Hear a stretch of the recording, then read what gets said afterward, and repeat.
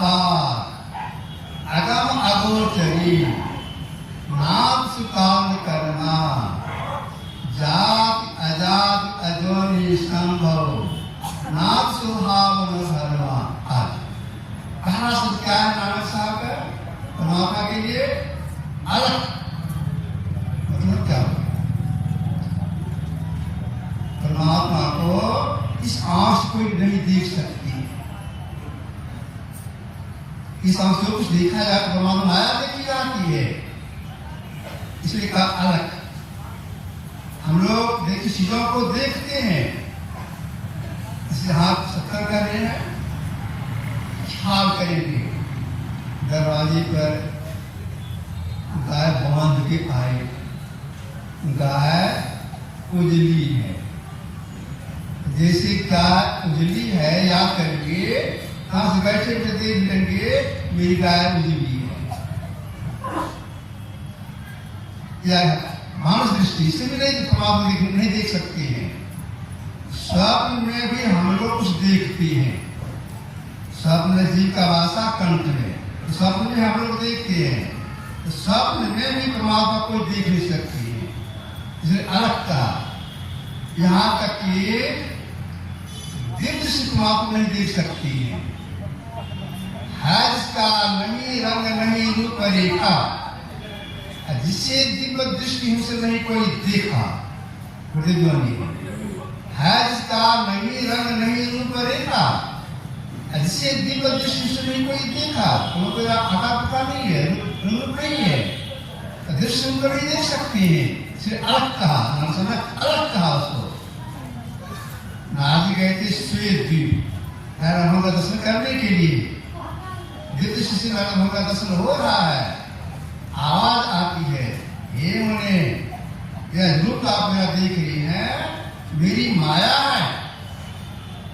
मेरे सत्य सुन देखने के लिए इसे और आगे जाना होगा। क्यों कहा ऐसा? दिव्य से देख रही हैं, अकेले मेरी माया है, ऐसा क्यों? भगवान राम ने लक्ष्मण जी से कहा था, वो गोचर जहां लगी बन जाई, सो सब माया जमन भाई। मानस जप करती है, मानस ध्यान करती है, क्रिया करती है, सफलता मिल जाती है, तो दृष्टि पूर्ण में खुल जाती है। दृष्टि पूर्ण में खुल गई, क्या दूसरे नहीं हो गए? नहीं।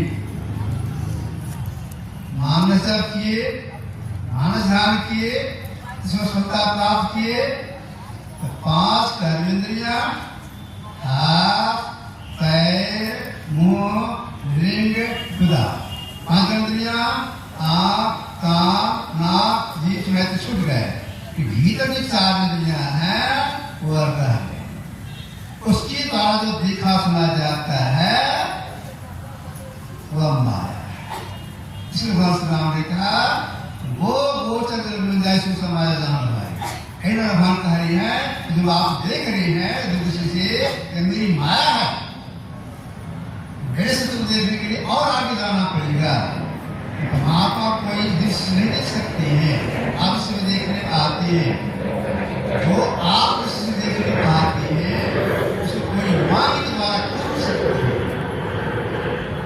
अकौवा कहा, परमात्मा अकौवा कहा, उसको वाणी द्वारा नहीं कर सकते हैं। और श्री गोरखनाथ जी महाराज ने कहा है, वास्तव सुन्नम सुन्नम न वस्तु अगम अगोचर ऐसा, उसको बस्ती कर सकते हैं, न सुन कर सकते हैं, क्या कहेंगे? वाणी का विषय नहीं है। सभी लोग जहां में कुछ याद ला देता हूं, भगवान श्री राम के गुरु कुल पुरोहित वशिष्ठ मुनि थे। गुरु से दोनों बैठी हुई थी, अध्यात्म चर्चा चल रही थी, मतलब वशिष्ठ मुनि कुछ बोल रहे थे, वहां भगवान राम सुन रहे थे। किसी बात को लेकर के भगवान राम विनती करते हैं अपने गुरु से, मुझे कहा जाए ब्रह्म का स्वरूप क्या है? ऋषि कहा भ्रमकासुर क्या है? बस मुझे कुछ बोल रही थी, बिल्कुल चुप हो गए, बिल्कुल साइलेंट, कुछ नहीं बोल रही। आप सोचती हैं बड़ा गंभीर प्रश्न, भ्रमकासुर क्या है? सोच उत्तर देंगे, प्रतीक्षा में है। अगर वसुदेव सुता बैठे हुए कुछ देर के बाद हमारा फिर निवेदन करते हैं, मुझे कहा जाए भ्रमकासुर क्या है? वसुदेव कुछ नहीं बोले, चुपचाप बैठे सोच को उत्तर देंगे। मुझे के बाद फिर निवेदन करती हैं, मुझे कहा जाए भ्रमकासुर क्या है? कुछ नहीं बोले। तब हमारा हाथ जोड़ते हुए गिड़गिड़ाते हुए निवेदन करती हैं, बोले कुछ गलती हो गई, कुछ अशिष्ट व्यवहार हो गया। अगर अशिष्ट व्यवहार हो गया, गलती हो गई, क्षमा कीजिए। अब कहिए कि ब्रह्म का क्या स्वरूप है? तब वशिष्ठ मुनि बोले, हे राम, आप जब से पूछना शुरू किए हैं ब्रह्म का स्वरूप क्या है, तब से मैं उत्तर दे रहा। तो आप कुछ बोलते ही नहीं, तो कुछ मिला ही नहीं। मेरा इसका उत्तर ही बता चुके स्वभाव हो मन में, इसका उत्तर चुप है, मन कुछ नहीं है। जो परमात्मा मन का विषय नहीं है, ये सबसे पहले की है, इससे पहले कुछ नहीं। कभी साहब संसार के लोगों से कहा, स्वरूप अखंडित जाति चैतन्य चैतन्य, ऊंचे नीचे आगे पीछे दाहिने बाएं अनंत, बड़ा से बड़ा छोटे छोटा, मैंने ते सब देखा, सबके मन रत्न साए विश्व से देखा, शाम को समुद्र आवे, कोई रूप के नैना आवे। क्या कबीर साहब ने सर्वकृत व्यापी चैतन्य चैतन्य परमात्मा कैसा है? चेतन को भी चेतना प्रदान करने वाला है। चैतन्य चैतन्य और ऊंचे नीचे आगे पीछे दाहिने बाएं और बड़ा से बड़ा छोटे छोटा, मतलब क्या? बड़ा से बड़ा, सबसे बड़ी, छोटे से छोटा से मतलब सबसे महीन, सबसे बड़े भी हैं और सबसे महीन भी हैं। सूर्यमंडल से सूर्यमंडल बड़ा, सूर्यमंडल से कालमंडल बड़ा, काल से महाकालमंडल बड़ा, महाकाल से कैवलमंडल बड़ा, और से परमात्मा बड़े, महीन, सबसे महीन, सबसे मेरा कितना महीन। हम लोग शरीर के अंदर में चार इंद्रियां हैं, मन, बुद्धि, चित्त, अहंकार। कहते मेरा मन नहीं लगता है, मन को देखे हैं? नहीं देखा। बोलते हैं मन नहीं लगता है, मन चंचल हो गया, आ गया। बुद्धि है, चित्त है, अहंकार है, ये असल में है सूक्ष्म जड़। जब सूक्ष्म जड़ है तो काम कैसे करती है? मन चिंतन कैसे करता है? स्मृति कैसे करता है? बुद्धि निर्णय कैसे लेती है? चित्त स्मरण कैसे करता है? कानपूर्वक कैसे करता है? किसी की शक्ति लेकर के, किस शक्ति लेकर के?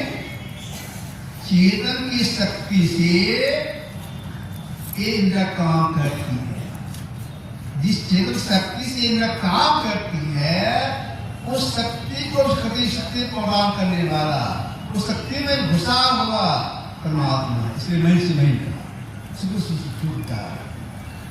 अब इसी बात को मुझे समझाने के ख्याल से पूर्व के ऋषियों ने कहा, क्या कहा पूर्व के ऋषि ने? सरस्वती सदृशी ने कहा एको दिव सर्वभूति गुण सर्वव्यापी सर्वभूतांतरात्मा कर्माधिष्ठादिवास साक्षी चेता केवल दृष्ट एक ही चेतन देव सर्वभूतों में छिपा हुआ है। भूत से मतलब नरकी भूत सुन जाता हुआ भूत नहीं, वह लोग ऐसा ही समझती है जो नर की भूत नहीं चला रही है, वह भूत नहीं। तब कौन भूत है? पंचभूत आत्मा, मिट्टी, पानी, अग्नि, हवा का पंचभूत आत्मा कहा है। एको देव सर्वभूतेषु, पांच भूतों में परमात्मा घुसे भी है, सर्वव्यापक है, अंतरात्मा है, अनधिक में ज्ञाता है, साक्षी है, भेद से रहित है, एक है, निर्गुण, ऐसा परमात्मा के लिए कहा गया है। तो सब में घुसे हुए सबसे कौन? सबसे पहले के है, जो पहले का पदार्थ होता है, उसके बाद जितनी भी चीजें होती हैं उसमें घुस करके पीछे वाली चीजें घुस करके अपना मंडल बाहर रखता है। जैसे देखिए मिट्टी, पानी, अग्नि, हवा, आकाश, इन पांच का पहले क्या बना? अगर कोई कहा दे मिट्टी बना होगा तो नहीं जानते,